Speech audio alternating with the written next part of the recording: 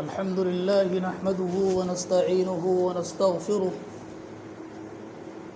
ونعوذ بالله من شرور أنفسنا ومن سيئات أعمالنا من يهده الله فلا مضل له ومن يضلله فلا هادي له ونشهد أن لا إله إلا الله وحده لا شريك له ونشهد أن سيدنا ومولانا محمدًا عبده ورسوله صلى الله تبارك وتعالى عليه وسلم تسليما كثيرا أما بعد فأعوذ بالله من الشيطان الرجيم بسم الله الرحمن الرحيم يا أيها الناس اتقوا ربكم إن زلزلة الساعة شيء عظيم وعن أبي هريرة رضي الله تعالى عنه قال قال النبي صلى الله عليه وسلم سبعة يظلهم الله في ظله يوم لا ظل إلا ظله إمام عادل وشاب نشأ في عبادة الله ورجل قلبه معلق في المساجد ورجلان تحابا في الله اجتمعا عليه وتفرقا عليه ورجل دعته امرأة ذات نصب وجمال فقال إني أخاف الله ورجل تصدق بصدقة فأخفاها حتى لا تعلم شماله ما تنفق يمينه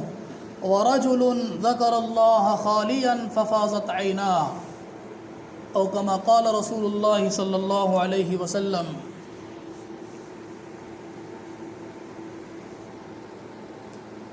کر لے جو کرنا ہے آخر ایک دن مرنا ہے آخر موت ہے ایک دن مرنا ہے آخر موت ہے کر لے جو کرنا ہے آخر موت ہے جگہ جی لگانے کی دنیا نہیں ہے یہ عبرت کی جا ہے تماشا نہیں ہے. میرے معزز بزرگوں دوستوں اور عزیز بھائیوں،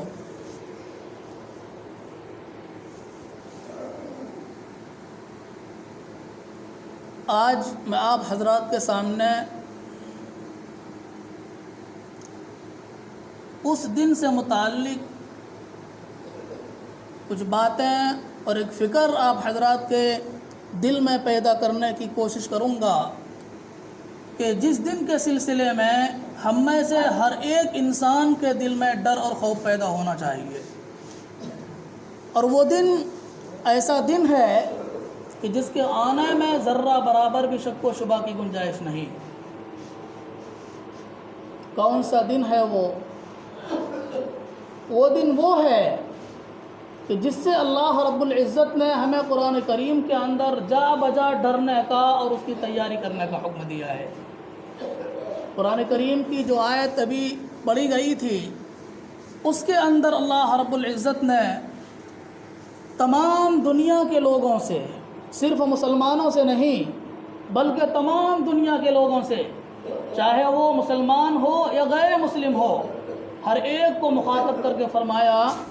یا ایھا الناس اتقوا ربکم، اے لوگو اپنے پروردگار سے ڈرو. کیوں؟ کس چیز سے ڈرنا ہے؟ ان زلزلۃ الساعۃ شیء عظیم، اور یاد رکھو کہ قیامت کا جو جھٹکا ہے وہ بڑا ہی سخت ہے. قیامت کا جھٹکا اور قیامت کی سختی بہت خطرناک چیز ہے. اس دن کے آنے سے ڈرو. کس قدر سخت وہ دن ہوگا، اگلی آیت میں اس دن کی سختی کو بیان کیا گیا. یوم ترونها تذهل كل مرضعة عما ارضعت وتضع كل ذات حمل حملها وترى الناس سكارى وما هم بسكارى ولكن عذاب الله شديد. اللہ فرماتا ہے کہ قیامت کا دن اتنا خطرناک اور اتنا ہیبت ناک دن ہوگا کہ اس دن آپ دیکھیں گے کہ دودھ پلانے والی عورتیں اپنے دودھ پیتے بچے کو بھول جائیں گی. اور وہ دن اتنا خطرناک اور اتنا سخت ہوگا کہ اس دن حاملہ عورتیں اپنے حمل کو باہر نکال پھینکے گی۔ آگے اللہ تعالیٰ اپنے نبی صلی اللہ علیہ وسلم کو خطاب کر کے براہ راست فرماتے ہیں وَتَرَى النَّاسَ سُكَارَىٰ، اے پیغمبر، اے محمد الرسول اللہ صلی اللہ علیہ وسلم، آپ لوگوں کو دیکھیں گے کہ وہ بے ہوشی کے عالم میں کبھی گریں گے، کبھی کھڑے ہوں گے، کبھی تیز بھاگیں گے، کبھی کچھ ہوں گے، کسی پسو پیش کے اندر مبتلا ہوں گے اور پریشانی کے عالم میں مبتلا ہوں گے، اور آپ کو دیکھنے کے بعد یوں محسوس ہوگا گویا کہ ان لوگوں نے کوئی نشے کی گولی کھا رکھی ہے، نشہ کر رکھا ہے، شراب پی رکھی ہے، جس کی وجہ سے وہ لوگ کبھی بے ہوش ہو کر گر رہے ہیں، کبھی کھڑے ہو کر تیز بھاگ رہے ہیں۔ وما ہم بسکارا، لیکن حقیقت حال یہ ہے کہ ان لوگوں نے کوئی نشہ نہیں کیا ہوگا، کوئی شراب نہیں پی ہوگی، کوئی نشے کی گولی نہیں کھائی ہوگی، بلکہ اللہ رب العزت کا جو عذاب ہوگا اس دن بڑا سخت عذاب ہوگا، جس کی وجہ سے وہ ان لوگوں کی حالت ہو رہی ہوگی۔ میرے محترم بزرگوں اور دوستو، یہ اس دن کی سختی کا عالم ہے، اور ہمیں اور آپ کو یہ بات سمجھنی چاہیے کہ وہ جو دن ہوگا قیامت کا، بہت سخت دن ہوگا۔ اس دن کی مقدار ہمارے 24 گھنٹے یا 12 گھنٹے کی مقدار نہیں ہے۔ اس دن کی لمبائی اور چوڑائی بہت زیادہ ہے۔ کتنی زیادہ ہے؟ اللہ تعالیٰ نے قرآن کریم کی ایک آیت کے اندر ارشاد فرمایا تعرج الملائکۃ والروح الیہ فی یوم کان مقدارہ 50,000 سنہ، کہ قیامت کے ایک دن کی مقدار ہمارے اور آپ کے دن کی طرح، دنیا کے دنوں کی طرح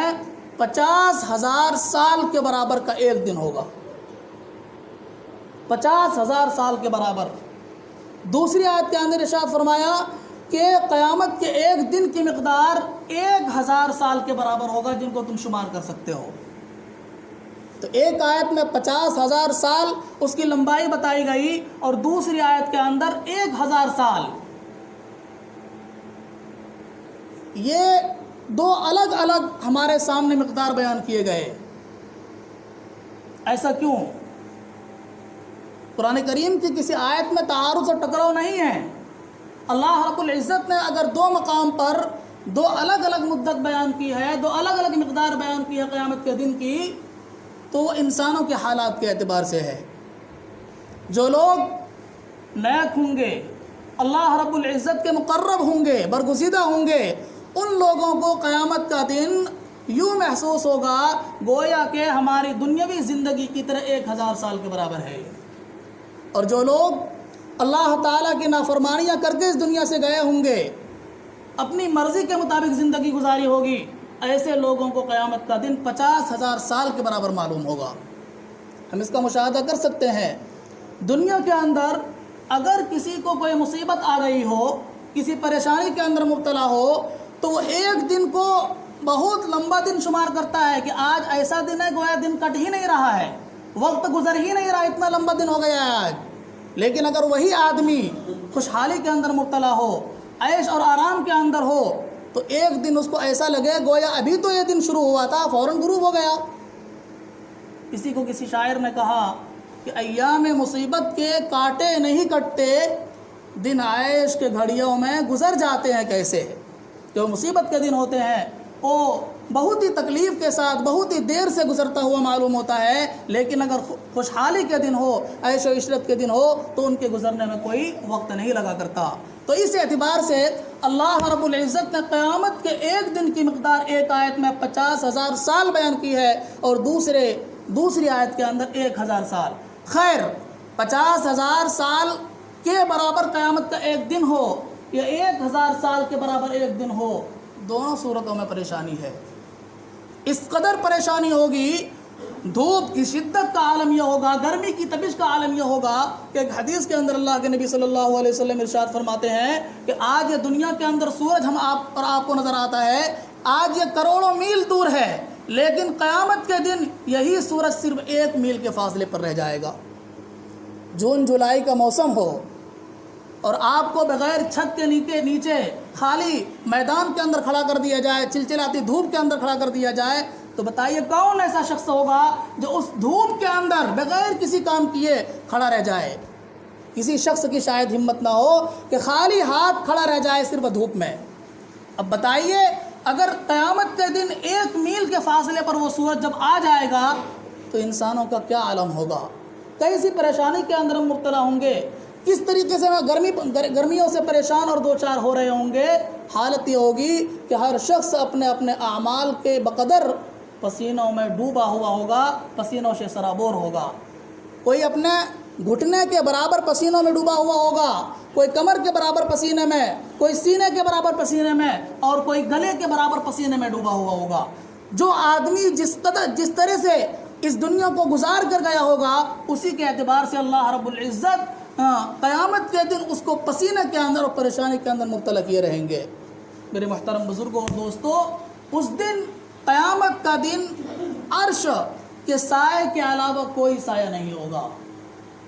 کوئی چھت وہاں نظر نہیں آئے گی، کوئی سایہ میسر نہیں ہوگا۔ اگر سایہ ہوگا کسی چیز کا تو وہ صرف اور صرف اللہ رب العزت کے عرش کا سایہ ہوگا۔ بتائیے کہ جب ایسا دن ہوگا، اس قدر گرمی اور سخت گرمی ہوگی، تو ایسے عالم میں کون نہیں چاہے گا کہ مجھے اللہ رب العزت کی جانب سے کوئی ٹھنڈی جگہ مل جائے، کوئی سائے کی جگہ مل جائے، تو میں اس سائے میں اپنے سر کو چھپا کر کے کچھ آرام حاصل کر لوں گا۔ میرے محترم بزرگوں اور دوستو، جو حدیث میں نے خطبے کے اندر پڑھی تھی قرآن کریم کی آیت کی تلاوت کے بعد، اس حدیث کے اندر اللہ کے نبی صلی اللہ علیہ وسلم نے انسانوں کو، مسلمانوں کو عرش کے سائے حاصل کرنے کے طریقے بتایا ہے۔ فرمایا کہ قیامت کے دن جس دن عرش کے سائے کے علاوہ کوئی سایہ نہیں ہوگا، اس دن صرف اللہ رب العزت کے عرش کا سایہ ہوگا۔ اس سائے میں اللہ تعالیٰ 7 طرح کے VIP لوگوں کو جگہ دیں گے، جو اللہ تعالیٰ کے مخصوص لوگ ہوں گے اور مقربین بارگاہ ہوں گے۔ ایسے 7 قسم کے لوگوں کو اللہ تعالیٰ عرش کے سائے کے نیچے جگہ دیں گے۔ وہ 7 قسم کے لوگ کون کون ہیں؟ اگر 7 قسم کو تفصیل کے ساتھ بیان کیا جائے تو میرے محترم بزرگوں اور دوستو وقت کافی ہو جائے گا۔ ان 7 میں سے میں آپ کے سامنے صرف 4 طرح کے لوگوں کا تذکرہ کہوں گا۔ امید ہے کہ اگر آپ ان 4 پر عمل کر لیں تو اللہ تعالی ہمیں اپنی رحمت سے قیامت کے دن ہم لوگوں کو بھی عرش کے سائے کے نیچے جگہ دے دیں گے۔ ان 4 طرح کے لوگوں میں سے سب سے پہلا شخص ہے رجل قلبه معلق فی المساجد۔ اللہ کے حبیب صلی اللہ علیہ وسلم ارشاد فرماتے ہیں کہ قیامت کے دن عرش کے سائے کے نیچے جو 7 طرح کے لوگ جگہ پائیں گے اور جن کو جگہ ملے گی، ان 7 لوگوں میں سے ایک قسم کا آدمی وہ بھی ہوگا جس نے اپنی آخری سانس تک، زندگی کے آخری سانس تک، آخری لمحے تک 5 وقت کی نماز پابندی سے پڑھی ہوگی۔ وَرَجُلٌ قَلْبُهُ مُعَلَّقٌ فِي الْمَسَاجِدِ، اور ایسا آدمی بھی اللہ تعالیٰ کے عرش کے سائے کے نیچے ہوگا کہ جس کا دل مسجد میں اٹکا ہوا رہتا ہوگا۔ حضور علیہ الصلوۃ والسلام نے کیا فرمایا؟ جس کا دل مسجد کے اندر اٹکا ہوا رہے گا۔ کیا مطلب اٹکنے کا؟ جمعہ کی نماز پڑھ کے گئے، اس ارادے سے گئے کہ اے اللہ میں عصر کی نماز پڑھنے کے لیے پھر آؤں گا۔ عصر کی نماز پڑھ کر کے گئے اور یہ ارادہ کر کے گئے کہ اللہ مغرب کی نماز پڑھنے کے لیے پھر آؤں گا۔ مغرب کی نماز پڑھ کر کے گئے اور یہ ارادہ کر کے گئے کہ عشاء کی نماز پڑھنے کے لیے پھر آؤں گا۔ عشاء کی نماز پڑھ کر کے گئے اور یہ ارادہ کر کے گئے کہ اے اللہ میں فجر کی نماز پڑھنے کے لیے پھر آؤں گا۔ یہ ہے اللہ کے نبی صلی اللہ علیہ وسلم نے جو فرمایا وَرَجُلٌ قَلْبُهُ مُعَلَّقٌ فِي الْمَسَاجِدِ، اور ایسا آدمی بھی عرش کے سائے کے نیچے قیامت کے دن جگہ پائے گا جس کا دل مسجد سے اٹکا ہوا رہے گا۔ یہ نہیں فرمایا مسجد میں بیٹھا ہوا 24 گھنٹے اعتکاف میں، کوئی کام نہیں کرنا ہے، کھیت بھی نہیں کرنا ہے اور دکان بھی نہیں چلانی ہے، کوئی کام نہیں کرنا ہے، صرف مسجد میں جو بیٹھا رہے گا وہی عرش کے سائے کے نیچے جگہ پائے گا۔ اللہ کے نبی صلی اللہ علیہ وسلم نے یہ ارشاد نہیں فرمایا بلکہ آپ تجارت کریں لیکن دل مسجد میں اٹکا ہوا ہو کہ جب نماز کا وقت ہو تو ہم نماز کے لیے حاضر ہو جائیں گے۔ آپ کھیت پر کام کرنے کے لیے جائیں لیکن جب نماز کا وقت ہو تو آپ اپنے کام کو چھوڑ کر کے فوراً مسجد میں آئیں اور نماز پڑھیں۔ آپ بازار میں جائیں لیکن جیسے ہی نماز کا وقت ہو کئی مسجد آس پاس میں وہاں جا کر کے نماز پڑھ لیں۔ تو اگر ہم اور آپ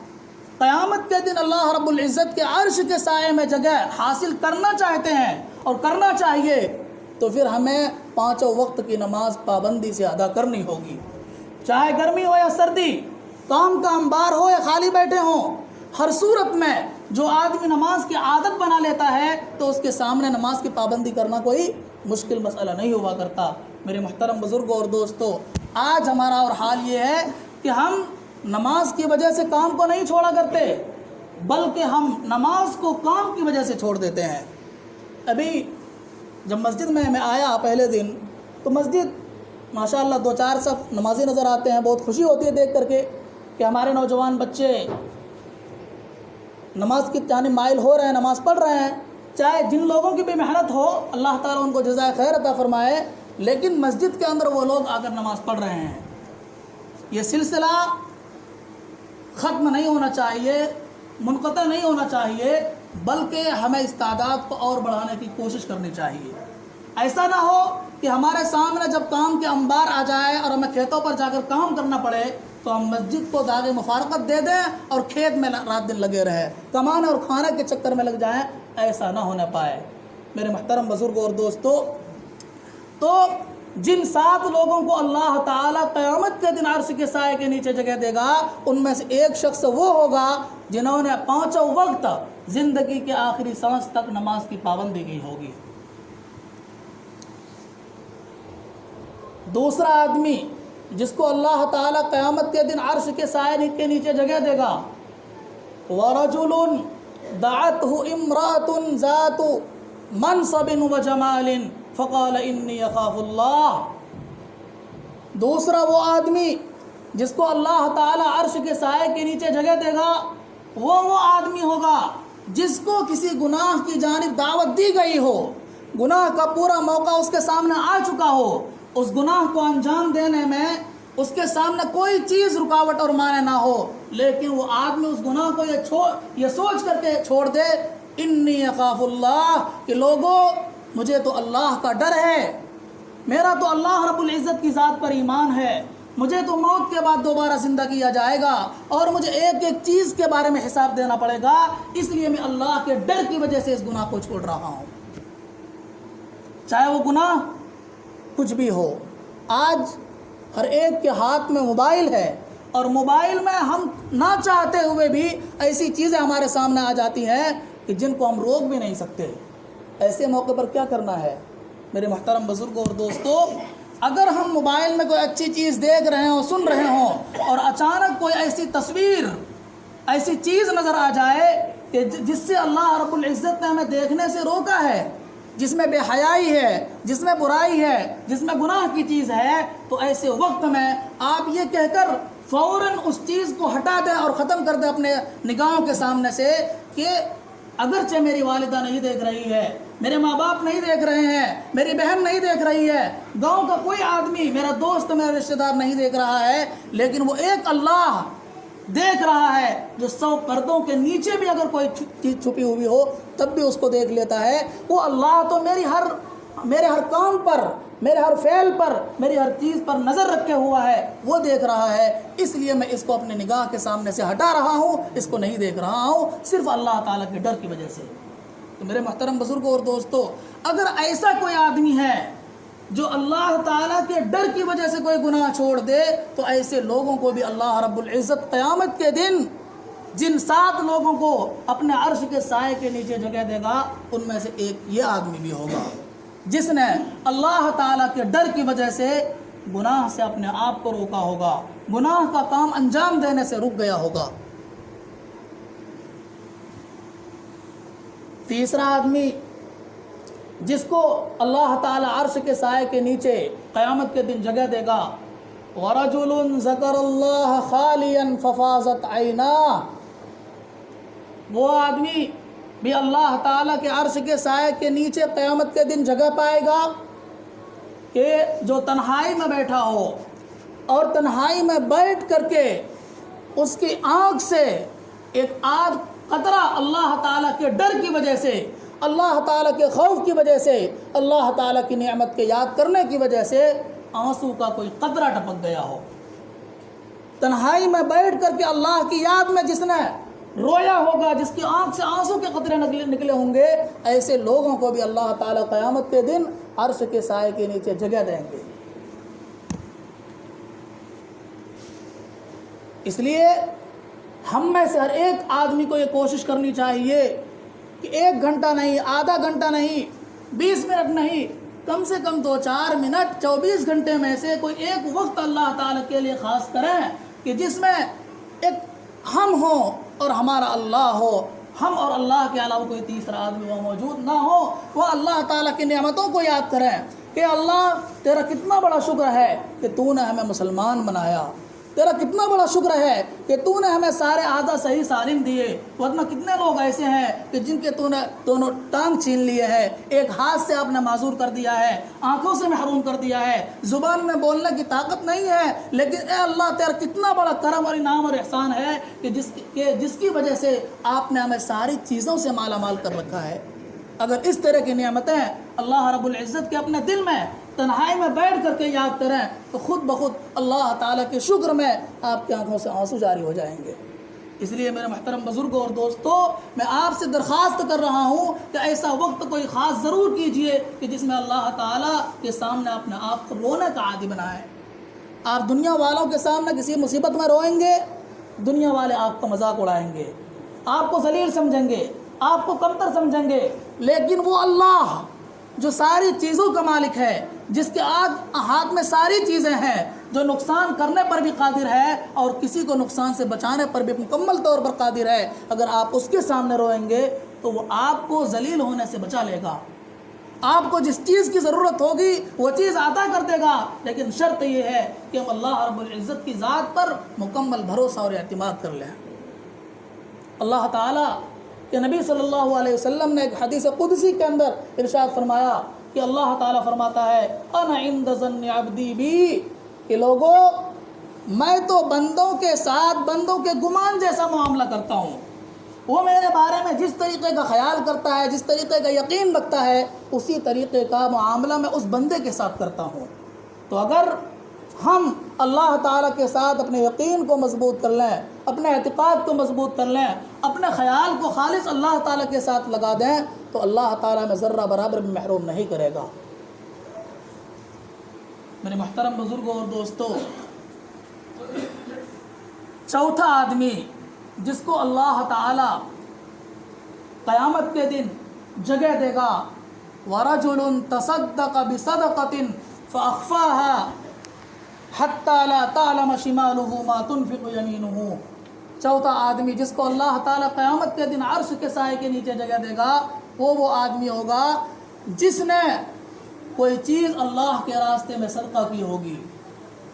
اور اتنا چھپا کر صدقہ کیا ہوگا کہ اگر دائیں ہاتھ سے کوئی چیز دی ہے تو بائیں ہاتھ کو بھی پتہ نہ چلا ہوگا۔ کیا مطلب؟ اللہ کے نبی صلی اللہ علیہ وسلم فرمانا یہ چاہتے ہیں کہ لوگوں کی عادت خیر خیرات کرنے میں، دوسروں کی مدد کرنے میں عام طور پر دکھاوے کی ہے۔ لوگ عام طور پر ایک دوسرے کو دکھانے کے لیے خرچ کرتے ہیں۔ دکھاوے کے ساتھ اگر کسی آدمی نے کوئی چیز خرچ کی ہوگی، اپنے آپ کو مالدار ظاہر کرنے کے لیے، پیسے والا ہونے کو ظاہر کرنے کے لیے، اللہ تعالیٰ ایسے لوگوں کے صدقے کو قبول نہیں کیا کرتا۔ وہ صدقہ قیامت کے دن عرش کے نیچے جگہ دلوائے گا جو صدقہ اللہ تعالیٰ کی راہ میں چھپا کر کے کیا ہوگا، اتنا چھپا کر کے کیا ہوگا کہ دائیں ہاتھ سے کوئی چیز اگر دی ہوگی کسی فقیر کو، کسی غریب کو، کسی مسکین کو، تو بائیں ہاتھ کو بھی پتہ نہ چلا ہوگا۔ اگر کوئی ایسا آدمی اس دنیا سے کوئی کام کر کے چلا جائے تو ایسے آدمی کو بھی اللہ تعالیٰ قیامت کے دن، اس دن جس دن عرش کے سائے کے علاوہ کوئی اور سایہ نہیں ہوگا، اللہ تعالیٰ اپنے عرش کے سائے کے نیچے جگہ دیں گے۔ میرے محترم بزرگوں اور دوستوں، ہم جتنی بھی نیکیاں کر لیں ان سب کا حساب و کتاب الگ ہے، اللہ رب العزت کے دربار میں ہے، اور تمام نیکیوں کو چھوڑ کر جو ایک نیکی ہے خیر خیرات کرنے کا، صدقہ کرنے کا، اس کی نیکی اور اس کا اجر دینے کا ضابطہ اللہ رب العزت کے یہاں الگ ہے۔ ہم اور آپ نماز پڑھیں، روزہ رکھیں اور کوئی کام کریں، اللہ تعالیٰ ایک کام کرنے کے نتیجے میں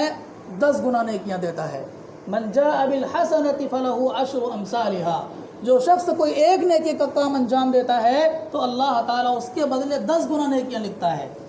لیکن اگر کوئی اللہ کی راہ میں 1 روپیہ خرچ کرتا ہے، صدقہ کرتا ہے، تو اللہ تعالیٰ اس کو 1 روپیہ خرچ کرنے کے نتیجے میں 700 روپیوں کا اجر بڑھا کر دیتے ہیں. سوچیے کتنا بڑا فرق ہے. کوئی اور نیکی کرے تو 1 نیکی کرنے کے بدلے میں آپ کو 10 نیکیاں ملیں گی، لیکن اگر آپ نے اللہ کی راہ میں کسی غریب کی مدد کر دی، کوئی خیر خیرات کر دیا، تو 1 روپیہ خرچ کرنے کے نتیجے میں اللہ تعالیٰ 700 روپیوں تک ثواب دیں گے. اور اسی پر بس نہیں، بلکہ اللہ رب العزت نے ارشاد فرمایا واللہ یضاعف لمن یشاء. اللہ تعالیٰ ان 700 کے علاوہ بھی جتنا چاہے اپنی مرضی سے بڑھاتے چلے جاتے ہیں. جس قدر آدمی کے دل میں اخلاص ہوگا، للہیت ہوگی، جذبہ ہوگا خرچ کرنے کا، اسی قدر اللہ تعالیٰ اس کی نیکیوں میں اضافہ کرتے چلے جائیں گے. لیکن میرے محترم بزرگوں اور دوستوں، صدقہ اور خیرات کرنے کے سلسلے میں ہمیں 2 باتیں یاد رکھنی چاہیے. 2 چیزیں خیر خیرات میں ایسی ہیں کہ اگر خیر خیرات کرتے وقت ان دونوں باتوں میں سے کوئی ایک بات بھی ہمارے دل میں پیدا ہو گئی تو پھر ہمارا صدقہ خیرات کرنا بالکل بیکار جائے گا. اس کا 700 گنا ملنا، ثواب تو ملنا بہت دور کی بات ہے، 1 گنا بھی آپ کو ثواب نہیں ملے گا. کیا ہے وہ 2 چیزیں؟ فرمایا یا ایھا الذین آمنوا لا تبطلوا صدقاتکم بالمن والأذى. اے ایمان والو، جب تم صدقہ خیر خیرات کیا کرو تو اپنے خیر خیرات کو احسان جتلا کر اور غریب کو تکلیف پہنچا کر کے نہ دیا کرو، باطل نہ کیا کرو. یعنی جب خیر خیرات کریں تو ہمیں 2 باتوں کا خیال رکھنا ہے. ایک تو یہ کہ ہم جس کی مدد کریں، جس کو ہم روپیہ پیسہ دیں، جس کی مدد کریں، جس کا تعاون کریں، اس پر کوئی احسان نہ جتلائیں کہ آج مدد کر دی، کل کوئی کام پڑا، کوئی ضرورت پڑی تو فوراً کہہ دیا کہ میں نے تمہیں فلاں موقع پر اتنے روپے دیے تھے، تب بھی تم میرے کام نہیں آ رہے ہو، میری بات نہیں مان رہے ہو. اس طریقے پر کہہ کر اگر کسی نے احسان جتلا دیا خیر خیرات کرنے کے بعد، تو جو کچھ خرچ کیا تھا اور جو کچھ ثواب پہلے لکھا گیا ہوگا سب کے سب نامہ اعمال سے مٹا دیا جائے گا، سب مٹا دیا جائے گا، سب ڈیلیٹ کر دیا جائے گا، ختم کر دیا جائے گا. اور دوسری چیز کہ خیر خیرات کرتے وقت ہم جس کسی کو بھی دیں، جس کسی کی بھی مدد کریں، اس کو تکلیف نہ پہنچائیں. یا ایھا الذین آمنوا لا تبطلوا صدقاتکم بالمن والأذى. ایمان والو، اپنے صدقات کو احسان جتلا کر کے اور تکلیف پہنچا کر کے باطل نہ کیا کرو، ضائع نہ کیا کرو. ایسا نہ ہو کہ ایک فقیر ہمارے دروازے پر آیا، کچھ دے دو، ہمیں ضرورت ہے کھانے کے لیے، میرے پاس 2 وقت کی روٹی نہیں ہے، پہننے کے کپڑے نہیں ہے، خدا کے واسطے کچھ مجھے دے کر کے مدد کرو میری. اور آپ نے کہہ دیا جاؤ ابھی نہیں، شام کو آنا. آ گیا شام کو، ابھی نہیں، کل صبح کو آنا، پرسوں آنا، ترسوں آنا، 1 ہفتے کے بعد آنا. ہے آپ کے پاس مال موجود، دینے کے روپیے پیسے آپ کے پاس موجود ہے، یا آپ کے پاس دوسری چیزیں موجود ہیں، لیکن آپ جان بوجھ کر اس غریب کو پریشان کر رہے ہیں اور اس کو تکلیف پہنچا رہے ہیں. تو ایسے اس طریقے کو اختیار کر کے اگر آپ نے اس غریب کی مدد بھی کر دی تو اللہ تعالیٰ کو آپ کے اس مدد کرنے کی ضرورت نہیں ہے. میرے محترم بزرگوں اور دوستوں، جو کچھ ہم اس دنیا کے اندر کرتے ہیں وہ سب کے سب اپنے لیے کرتے ہیں. ہمیں اللہ رب العزت اس دنیا کے اندر جا کر ہمیں ثواب عطا کرنے والا ہے. اگر اللہ تعالیٰ کی ہم نافرمانی پر اتر جائیں، بلکہ پوری دنیا مل کر کے اللہ تعالیٰ کے ساتھ کفر کرنے لگے، ایمان نہ لائیں، نماز پڑھنا چھوڑ دیں، زکوٰۃ دینا چھوڑ دیں اور ساری نیکیاں بند کر دیں، تو اللہ تعالیٰ کی شان میں ذرہ برابر بھی کمی نہیں آ سکتی.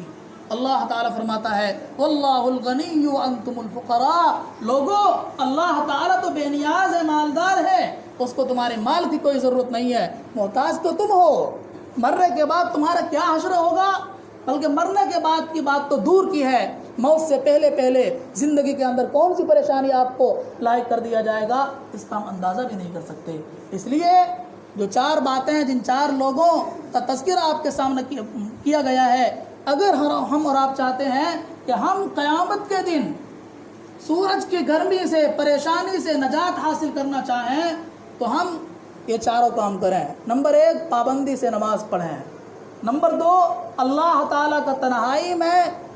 بیٹھ کر کے، کھڑے ہو کر کے، نماز کی حالت میں یا بغیر نماز کے ذکر کی حالت میں اللہ تعالیٰ کو یاد کر کے رو پڑیں۔ اور تیسرا کام کہ اگر ہمیں ہمارے سامنے گناہ کا کوئی موقع آ جائے تو اللہ تعالیٰ کا ڈر دل میں رکھ کر کے اس گناہ کو فوراً چھوڑ دیں، اس گناہ کو انجام نہ دیں۔ اور چوتھا کام، کبھی کبھار کسی غریب مسکین کی مدد بھی کر دیا کریں، اور اس مدد کرنے میں